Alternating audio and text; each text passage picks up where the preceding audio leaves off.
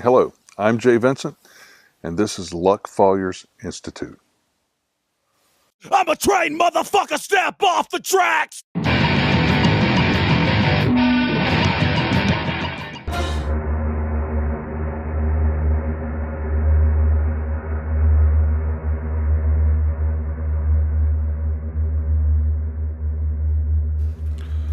An American Civil War is being programmed by the men behind the curtain. Let's observe the coding of that program. There are two rights that are diametrically opposed. One is the right of self-defense. Everyone has the right of self-defense. It is inherent in the biological and genetic code. This right cannot be legislated away. It is an actual right. The other right is the so-called right of qualified immunity. It is a right conjured by those in control, specifically judges. It has no basis in law. It is the right of one man to be God over another man or class of men. It is the highest empowerment for abuse and legalized terrorism to occur. Qualified immunity gives cops and judges the right to do whatever they want without accountability, as long as they claim their acts were lawful. Cops, judges, and bureaucrats claim that they are the law.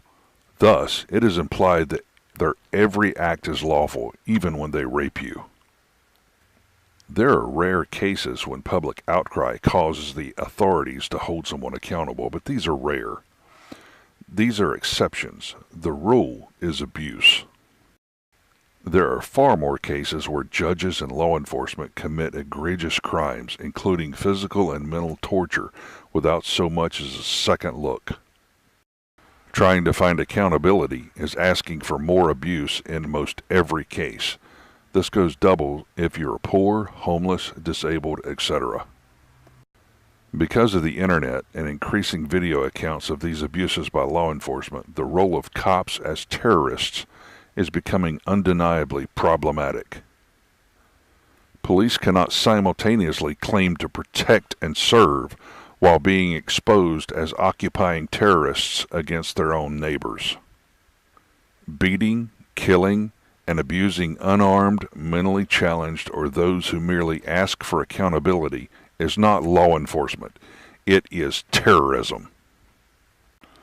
Demanding to be called a hero and constantly claiming to be afraid for your life is mockingly idiotic. Judges, on the other hand, keep most of their crimes out of public view by banning audio recording in courtrooms. When judges control all of the narrative coming out of a court hearing, that hearing recording can be altered, erased, or lost. Judges are experts at psychological abuse. Judges are also proficient in covering their own asses. When judges are protected by court security with deadly force and yet refuse litigants the right to record, it should be obvious that they have something to hide. What judges hide is their God complex-based abuse of those in their courtroom. Other content on this channel evidences that lawyers who attempt to hold judges accountable are regularly threatened with disbarment or other similar proceedings. Courtrooms are merely a den of predators claiming honor. At the very least, judges are complicit in the terrorism of the American populace by the repeated endorsement and self-claim right of qualified immunity. Legislators have ignored, enabled, and are getting ready to further protect this predatory train of abuses. Think about it. The system that demands your accountability is immune from accountability. This scenario is a perfect construct of slavery. Meanwhile, people wave flags, oorah, and act as if nothing is wrong. A recent article by ACLU attorney Emma Anderson explains Supreme Court of the United States effectively allows police to shoot first and think later. That article is linked below and in the end credits. Anderson's article boldly and accurately claims, quote, Furthermore, it turns out the doctrine of qualified immunity has no legal basis in the first place. The courts simply made it up, so how can it possibly be justified?" End quote. This claim is supported by an exhaustive California law review publication by William Baud, published in April 2018, titled, "Is Qualified Immunity Unlawful?" It is linked below and in the end credits.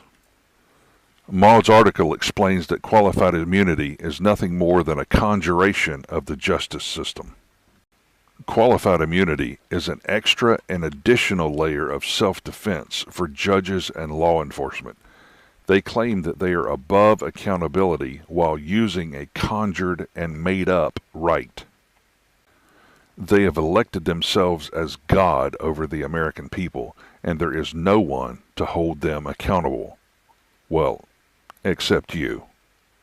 The effect of qualified immunity and the willingness of the judiciary to cover their own asses and the asses of law enforcement when injuries occur at their hands is a growing tension of anger which is reaching a boiling point. Put plainly, people are getting tired of being raped by honorable, murderous, egoistic bullies. People are getting tired of calling tyrants your honor and calling murderers heroes. And people are getting tired of believing that voting can change anything. Now add that the Supreme Court of the United States has empowered cops to lie to you, Fraser versus Cupp, 1969. Now add that cops have been given the conjured right of qualified immunity when shooting armed and unarmed civilians. And the final match that lights the fuse of the coming war between the populace and the powers? The Protect and Serve Act. The Protect and Serve Act prescribes 10 years to life for anyone to knowingly cause or attempt to cause serious bodily injury to a law enforcement officer. It's in process of becoming law. There is no exception built into the current version. Reflexively pull away from being grabbed, your ass is looking at 10 years. A cop tases your 6-year-old and you try to intervene, prison. And just like that, your right of self-defense is legislated away and their right of self-defense is fortified. So, cops already have the right to shoot first and think later. They already have the right to lie. Soon, if you so much as lift a finger against the aggression of a cop, you can be threatened with 10 years to life in prison. Question: are cops more likely to use or ignore a power that gives them the absolute right to ruin your life if you resist them? So soon, cops will have the power to do anything they want, and if you resist, at least 10 years in prison hang over your head. Surely you've noticed how cops are trained to start screaming, "Stop resisting!" This is to sell a jury on an allegation of resistance. This brings to mind a quote from the book Unintended Consequences by John Ross. The quote is, "The first one's expensive, but after that, they're all free." This quote is meant to reveal that they can only hang you once, and if you're going to be hung, it should be worth it. So the powers that be are actually structuring a scenario where resisting for any reason is a prison sentence. Logic would demand that I responsibly disclose that drawing down on a cop while they are already engaging you with force is stupid. It is also disclaimed that using any physical resistance against an occupying force that is highly trained is not advised. Our forefathers, however, did not follow this logic. The reason our forefathers did not follow the sensibility of avoiding resisting because of threat was because they observed the superior right of individual self-defense. Again, this is about the right of self-defense, the right of self-defense of the populace versus the right of self-defense of the occupier. Any cop, judge, legislator, or other bureaucrat that insists they have the right to enslave you or imprison you if you resist their unlawful acts is, by definition, a tyrannical occupier.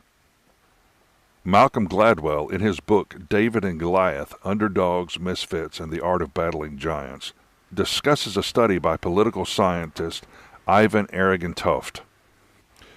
Aragon Toft discovered that based on studying a 200-year window of wars between small and large forces, the small forces' odds of winning went from 28.5 to 63.6% when unconventional methods were used.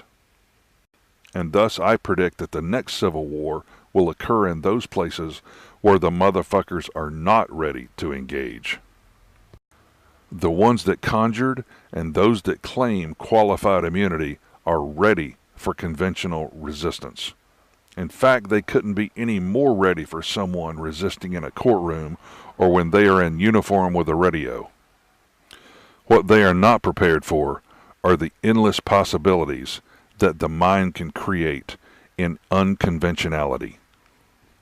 But when a long train of abuses and usurpations pursuing invariably the same object evinces a design to reduce them under absolute despotism, it is their right, it is their duty to throw off such government and to provide new guards for their future security.